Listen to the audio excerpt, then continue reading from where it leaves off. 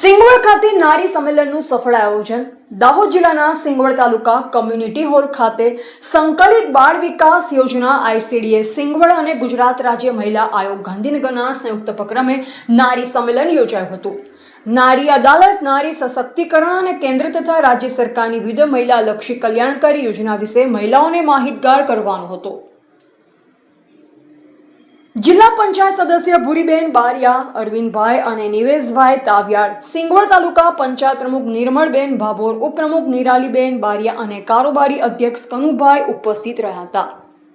ICDS શાખાના CDPO Maniben વણકર સિંગવડ 1 તથા Pinkiben Singvad 2, PSI Jhala, આંકડા મદદનીશ રાકેશભાઈ ભુરિયા, એનએનએમ બીએનએમ સ્ટાફ અને મુખ્ય સેવિકાઓ આ કાર્યક્રમમાં મોટી સંખ્યામાં સ્થાનિક મહિલાઓ ઉત્સાહભેર ભાગ લીધો। સમગ્ર કાર્યક્રમનું સંચાલન મહિલા અને બાળ વિકાસ યોજના શાખા સિંગવડ દ્વારા કરવામાં આવ્યું હતું। Reporter Sunil Kumar, H Damor, Singvad, Dahod.